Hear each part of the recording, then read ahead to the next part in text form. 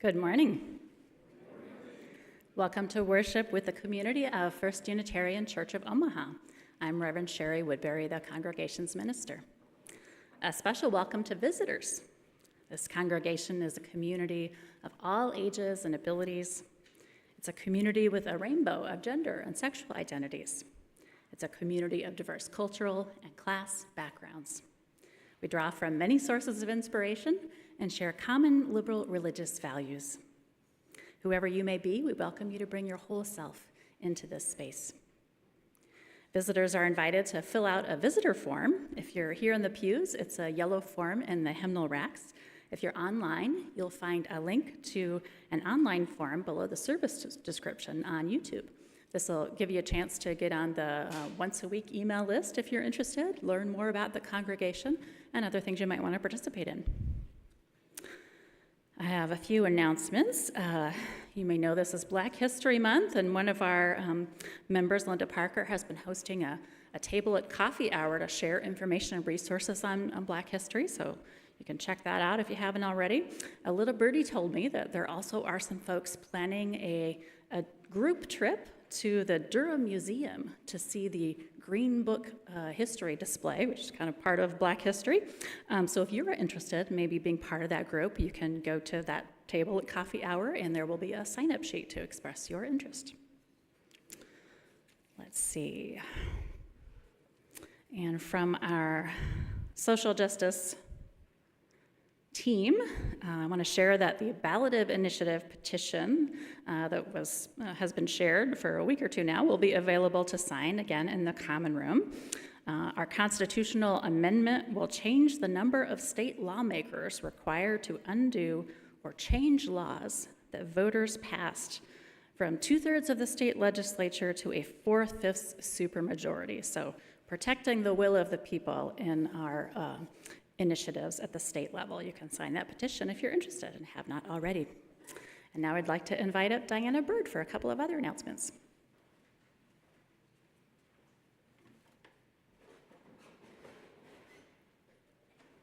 Good morning.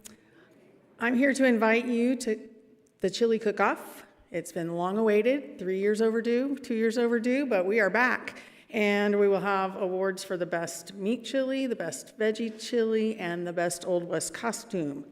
It is meant to be an all-church family-friendly event, so bring the kids, bring your parents, bring your friends. We will have the nursery available if you make a reservation in advance before February 23rd. If we don't receive reservations, then you can wrangle your whole family in the common room with us. I will be downstairs with a sign-up sheet for any volunteer opportunities, so stop by and say hello. My second announcement relates to the security of the building. We have completed the update of our door code change, so if you need the door code for a legitimate reason and you have not already reached out to Melissa to request it, you'll need to do that or you won't be getting in if you're alone. So please let Melissa know if you need it, and thank you very much.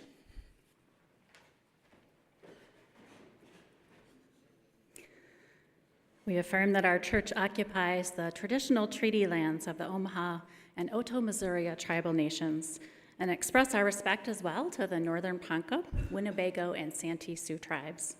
We invite everyone to support local causes, charities, and rights of Indigenous peoples as we work to do together here as a church. Again, welcome to worship.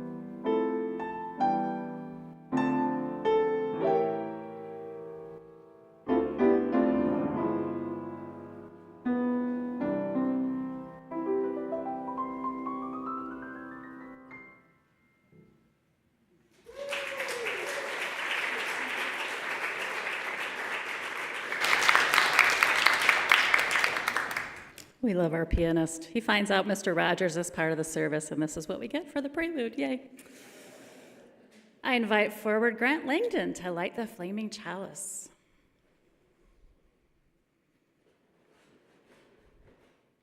Will you join me in the chalice lighting words? Spark of the Spirit, cup of earth's embrace, light of love, live in all creation. As we kindle this flame, we rekindle our connection to the sacred web of life.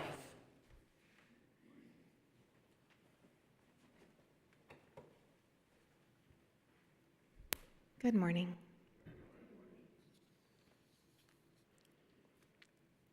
A Call to Worship by Ella Boyer.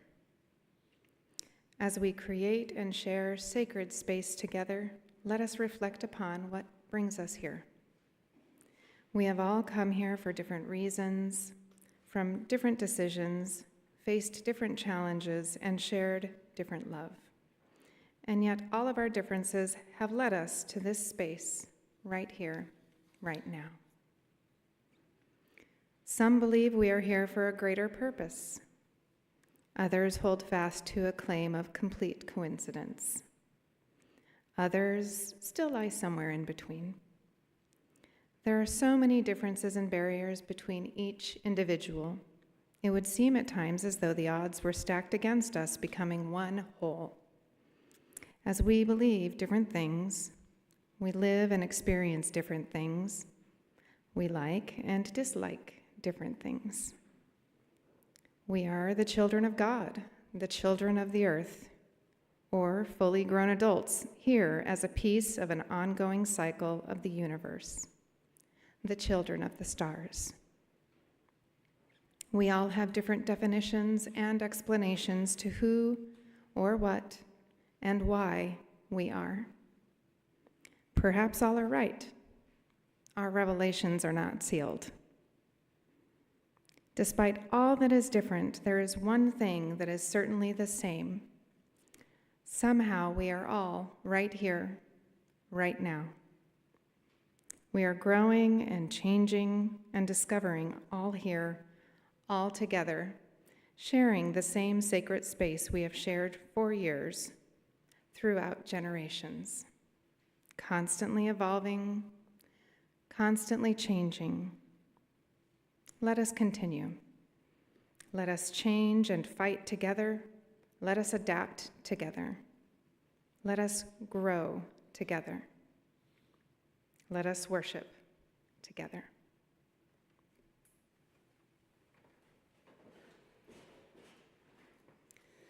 I invite you to rise if that feels good in your body and join in our opening hymn, number 354, We Laugh, We Cry.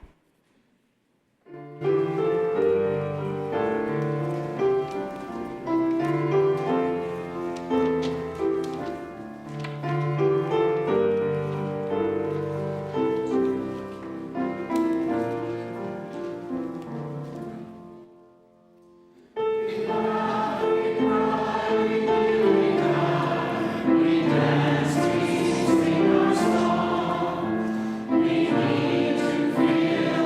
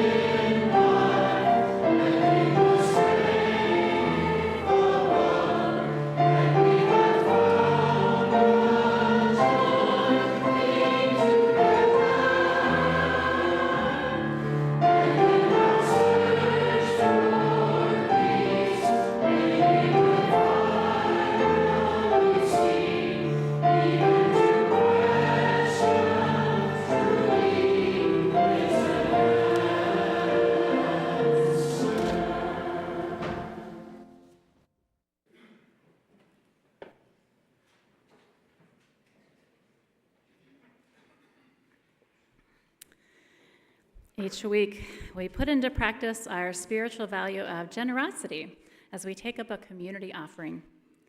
Half of undesignated gifts are donated to a local cause which resonates with Unitarian Universalist values. If you're online or would rather give your smartphone instead of using the plate as it passes, you can use the QR code or link provided in the program. For the month of February, our Share the Plate recipient is the Great Plains Black History Museum. The Great Plains Black History Museum is a nonprofit community organization devoted to retrieval, interpretation, dissemination, and preservation of historic and contemporary material pertaining to the cultural development and contributions of African Americans in the heartland of America. The museum is open to the public and serves as a space to learn, explore, reflect, and remember regional history. Thank you for giving as you are able, and feel free to come and place a stone for joy or a sorrow as well.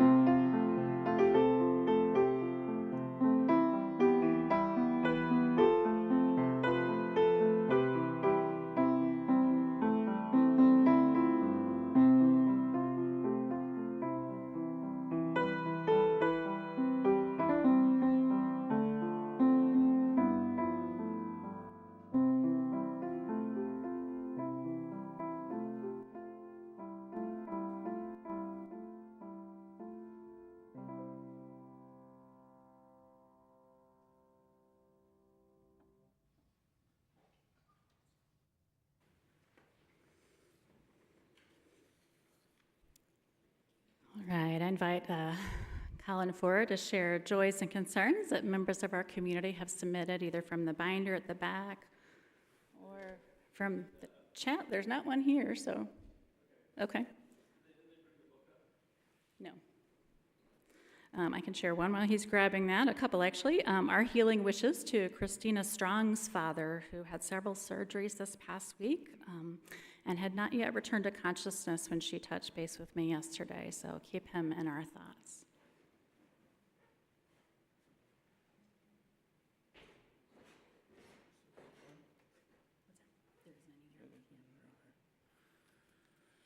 From Linda Parker, saying Evie Rosser has moved to a new memory care facility. Please see Linda for ways to contact Evie. From Melissa Godfrey, saying good news. John Whitehouse is doing much better. His daughter and grandson are watching from the hospital.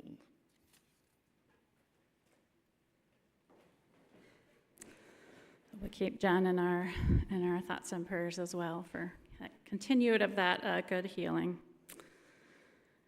For our centering song this morning, the Sanctuary Singers is going to offer us a gift of music, and we'll follow that by silence for your own reflection, meditation, or prayer.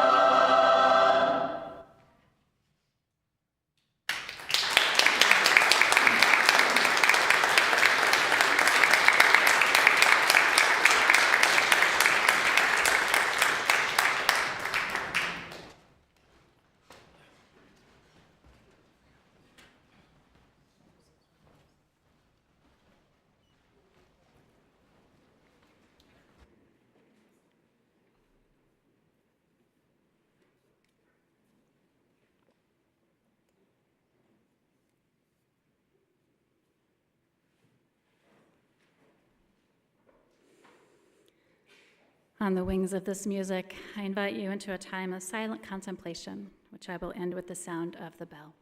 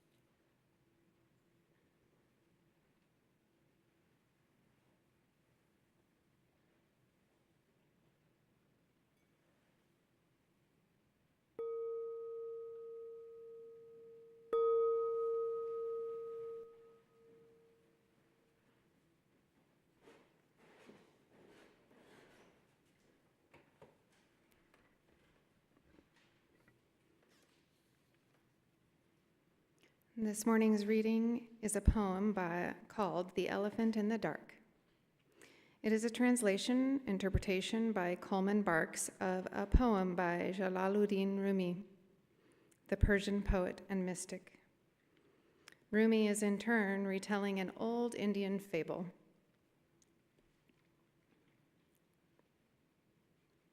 Some Hindus have an elephant to show. No one here has ever seen an elephant. They bring it at night to a dark room. One by one, we go in the dark and come out, saying how we experience the animal. One of us happens to touch the trunk, a water pipe kind of creature. Another, the ear, a very strong, always moving back and forth fan animal. Another, the leg. I find it still like a column on a temple. Another touches the curved back, a leathery throne. Another, the cleverest, feels the tusk, a rounded sword made of porcelain. He is proud of his description. Each of us touches one place and understands the whole that way. The palm and the fingers feeling in the dark, and how the senses explore the reality of the elephant. If each of us held a candle there, and if we went together, we could see it whole.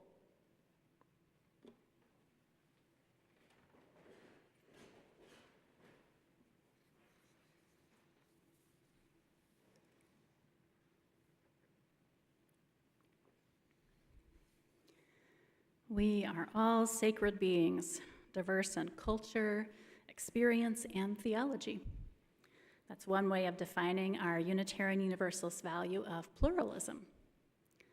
Pluralism. We are all sacred beings, diverse in culture, experience, and theology. In an era when too many politicians, preachers, podcasters, and the growing police state are attacking diversity, regarding difference as fundamentally a threat, I want to root myself all the more deeply in this basic truth, that our variability is a strength. There's richness in bringing together in one country or one community people from a variety of cultures, classes, ethnicities, spiritual lineages, gender and sexual identities, neurotypes and abilities, and any other form of diversity I've forgotten. In humanity, as in the rest of nature, diversity brings more beauty, more ways of understanding the world, more ways of thriving and surviving as people and as a species. Diversity invites curiosity and expansiveness. This is good. This is good. The motto on our money echoes a similar principle. E pluribus unum is Latin for out of many, one. E pluribus unum appears on the Great Seal of the United States as well. It originally pointed to the 13 European colonies on these shores joining together to form a new unified country. The people of those colonies were indeed diverse in culture, experience, and certainly theology, as were the many indigenous peoples already here, huge diversity on the continent before Europeans arrived, as were later waves of immigrants from all over the world, as were people brought from a bunch of West African cultures. Diversity of culture, experience, religion, it just expanded and expanded. There are many deeply problematic aspects of this history, of course, that echo on in our own day. But let us appreciate for a moment the boldness of the experiment on this continent in terms of diversity. Had any society before attempted to bring together within its borders so much diversity? It's not easy bridging differences and respecting differences. That's one reason I tell people that Unitarian Universalism is not for the faint of heart. If you want to be in a community where everyone has the same ideas about God or death or any major religious question, this is not that place. But I do believe that our variability is a strength. Like the people in the elephant story, going into the dark house to encounter the mysterious creature there, each one of us discovers some part of the truth through our life experience. As we share with each other, each person's grasp of the whole may expand through the sharing. I can learn more when I see through your eyes. One children's book that offers a version of the elephant story that I remember reading with my daughter, called The Elephant in the Dark House, included some observations from the book's illustrator in the biographies in the back of the book about the writer and illustrator that stuck with me, particularly in this moment. The illustrator's name was Eugene Yelchin, and he writes that he became an artist in Russia during the time when information was routinely obscured or distorted by the government. Yelchin says he jumped at the opportunity to draw illustrations for the elephant story. He wrote, "The importance of seeing the complete picture instead of groping for bits and pieces in the dark resonated deeply with me." He was interested in the whole truth.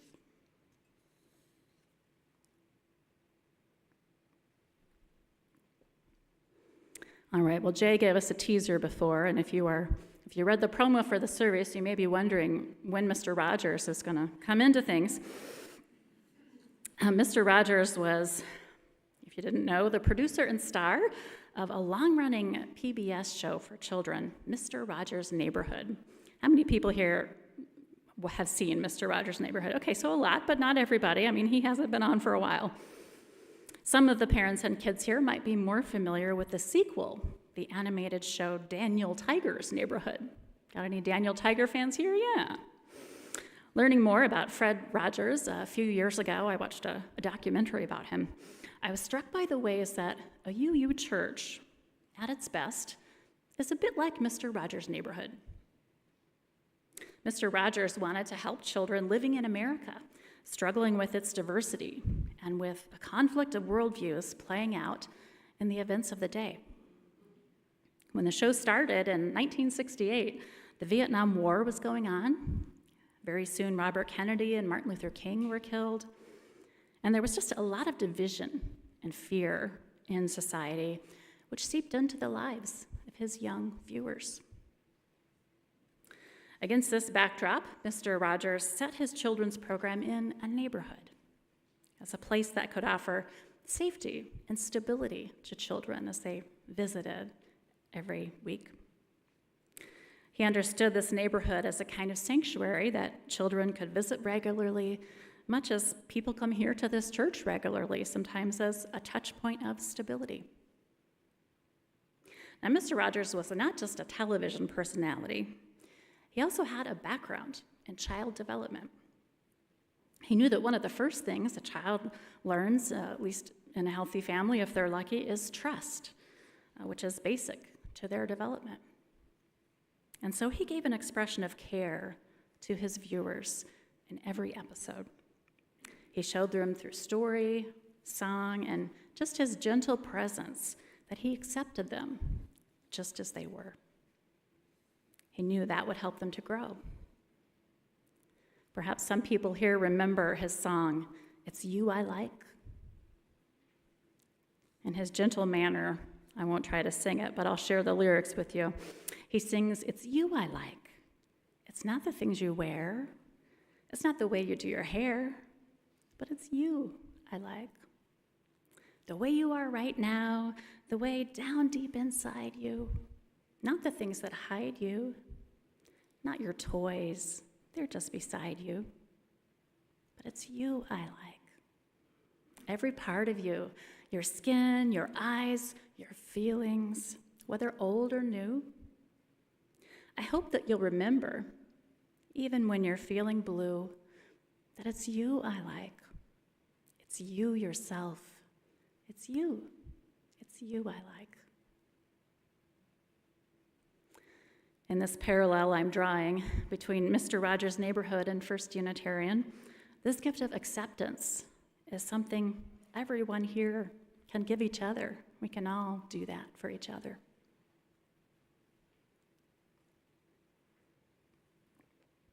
Now, as it happens, Fred Rogers was also an ordained minister by the time he started Mr. Rogers' Neighborhood. He saw the power of television to reach people, but also saw that it was often filled with negative, demeaning images of the human being, filled with violence and consumerism. He decried the messages that TV gave to children. He wanted to offer them a higher image of the human being. This was his ministry. That's why I think of him as one of the great public theologians of the past century. I'm actually not kidding when I say that. Now, some of the ways that Mr. Rogers' Neighborhood was similar to First UU are humbling to both. The show was noted for its low production values,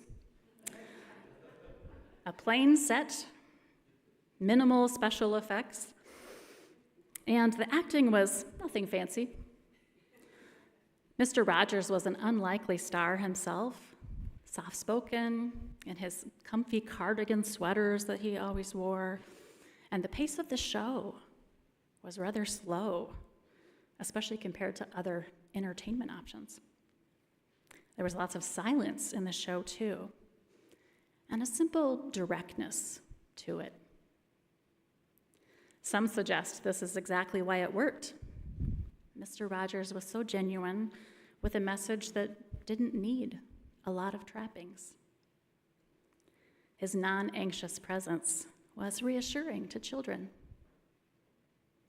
Watching on the screen, of course, people could only see the actors, but in a sanctuary like ours, you get to experience the presence of one another, of the gathered community.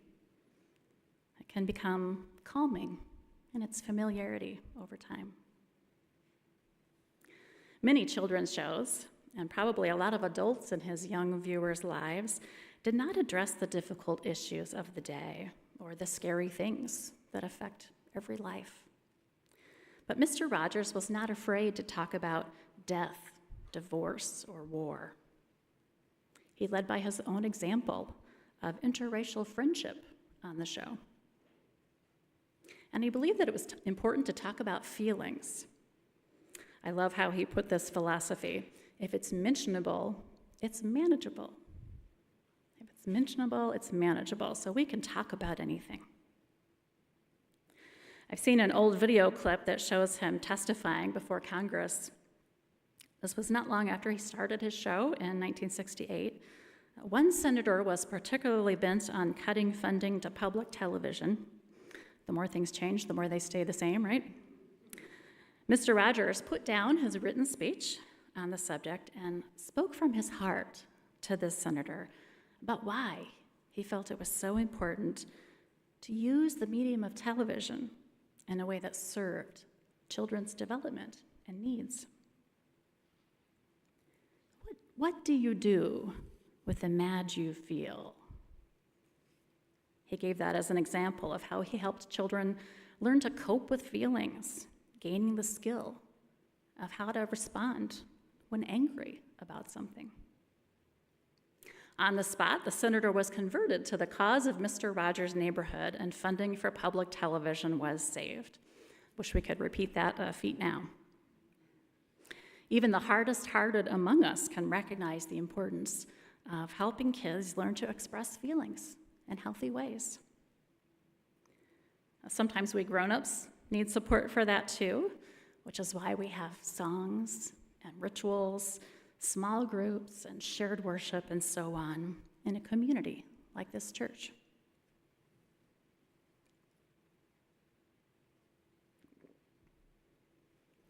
Mr. Rogers also talked with children about conflict. His goal was not to get free of conflict, but to help children learn how to deal with it effectively.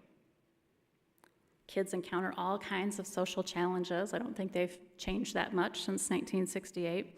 When friends don't want to play the same thing, when someone feels left out or lonely, when we have to take turns or share, tattling when an issue could be worked out directly, and all the ways a person learns to regulate their own emotions and make good choices. I can't help observing that a lot of us adults are still working on these skills too. I don't think we ever stop working on these skills. And such conflicts show up everywhere we go, including at church. And this is a place where we can practice and grow our skills of how to get along. Mr. Rogers also helped kids understand conflict in society. In Mr. Rogers' neighborhood, there was a special place called the Land of Make-Believe. It was ruled by a king. Anybody remember the king's name? King Friday. King Friday the 13th. I forgot the 13th part. By the second episode of the new show, King Friday has declared a war against change. His battle cry is, "Down with the changers, because we're on top." The king builds a border wall to keep out the change makers and beefs up the scrutiny of visitors to his kingdom. When his great niece, Lady Aberlin, comes to visit, she is dismayed by what is going on. She tells King Friday he is overreacting to the changes, but he doesn't see it that way. A few episodes later, Lady Aberlin has devised a plan to express her dissent. She uses some balloons Mr. Rogers found and puts messages of peace on them. Then she floats the balloons up over the castle wall into King Friday's castle. Now, at first, the king takes the balloons to be paratroopers, and he calls out for his own troops to shoot down the balloons, so maybe still overreacting a bit. But eventually, King Friday accepts the message of peace and change, and the war is ended. If only we could resolve our own disagreements today over immigration and borders by sending our president some peace balloons. Thankfully, here at First UU, I have yet to see a war on change within the church, and don't expect to. But we're not without significant changes or the worries it can bring. Like our nation, our church is ever evolving. I gather there have always been a variety of religious identities present here. Folks more rational and more spiritual, atheist and theist and everything in between. Some find meaning in Bible stories. Others prefer inspiration from world religions, from poetry, or from science, or from all of the above. But despite the presence of some amount of religious diversity within our community, For a long time, this church had a strong humanist identity. And the worship services, I've been told, had a consistently humanist tone. Today, the religious identities, theologies, philosophies of those present here may be more varied than in times past, or perhaps just more visibly diverse than before. And of course, First Unitarian remains a free-thinker-friendly place, and I would not expect that to ever change. In fact, the church's AHA group, which stands for Atheists, Humanists, and Agnostics, has just resumed regular meetings and would welcome you to come if you're interested in those conversations. Anyhow, in worship here, people have a mix of preferences of what they like, and none of those preferences are wrong. So we try to be inclusive of folks with multiple sensibilities.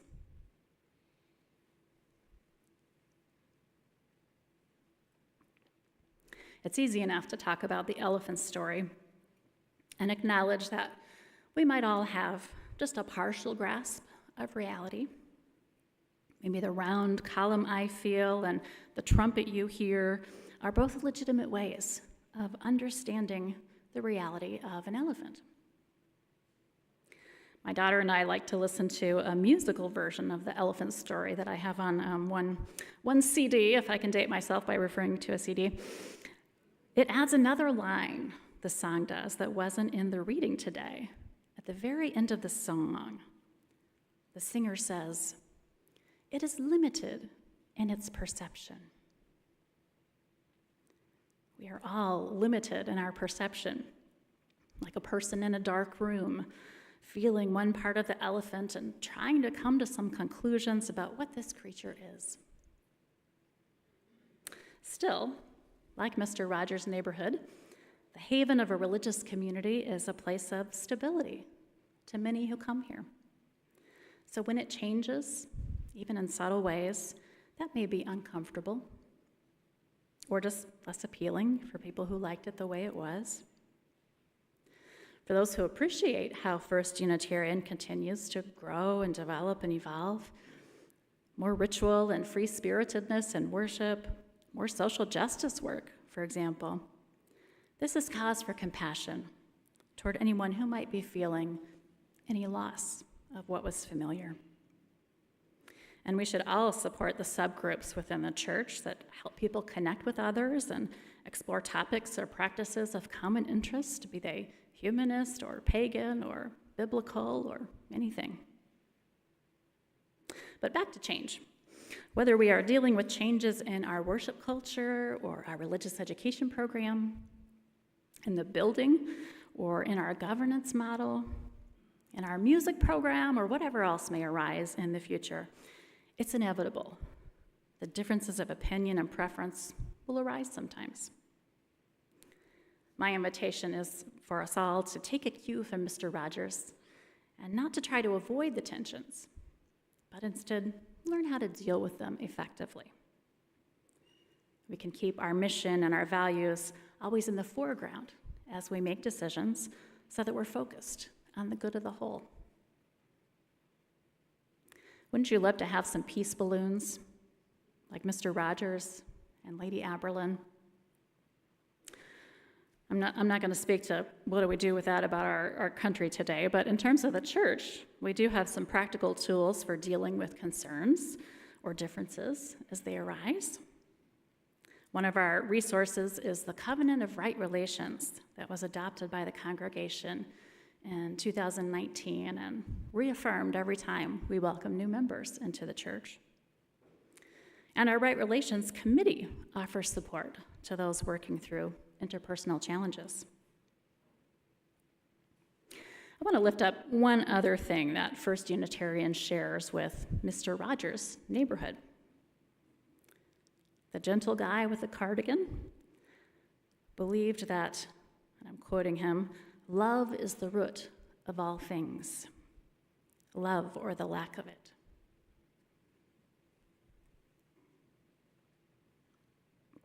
So Mr. Rogers tried to teach children with his words and by his example to love their neighbors as well as to love themselves. In one of the many commencement speeches he gave at a university, he told people, "Since you were little, someone has smiled you into smiling, talked you into talking, and loved you into loving." Wherever they went in the world, whatever these young graduates would end up doing, Mr. Rogers wanted them to pay it forward, to love others into loving.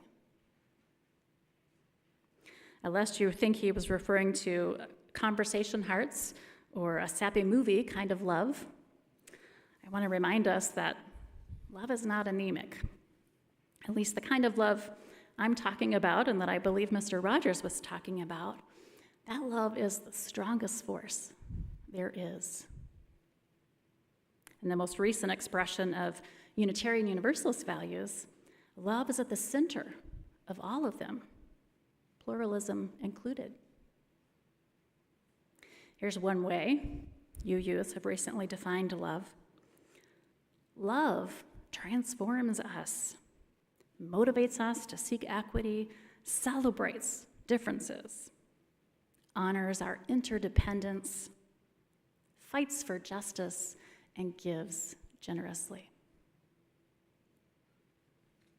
Bell Hooks wrote that the moment we choose to love, we begin to move against domination, against oppression. I submit that the moment we choose to love, we choose to act in support of pluralism as well. It's all interconnected. Another luminary, Mahatma Gandhi, said, "My mission is friendship with the world, and I can combine the greatest love with the greatest opposition to wrong." That's the spirit in which I want to respond to the events around us in our nation and world today. I hope you had a lovely Valentine's Day if you celebrated with your partner or your gal friends as galentines, or if you snuggled at home with your pet, whatever you did. But love is not just for one day a year. It is not just for flowers and candy. It is our reason for being. Before this church called me to be its settled minister, during candidating week, this was April 2020, I shared a poem I had written about a powerful personal experience. A culminating line of the poem describes a primordial love blossoming through me, all powerful and healing. I told the congregation how this informed my understanding of what I would be doing here, what we would all do together in the shared ministry of the church, finding our purpose in love and being an instrument of that kind of deep, primordial love. The congregation evidently agreed as you went on to vote resoundingly to call me as your minister. And I still believe that is what we are called to do, to be instruments of love. So that this church is not only a sanctuary for all who come through its doors or join us on the stream, a place of healing and growth and connection for all kinds of people who share our values, but so that this church can also be a springboard for taking that love out into the world. As a church community, let us continue to be a refuge from loneliness and fear, from intolerance and dogma, from cynicism and despair. And let us be a sanctuary for pluralism and love, where we are made whole again and again within ourselves and with each other as we continue to love others into loving. May it be so. Amen.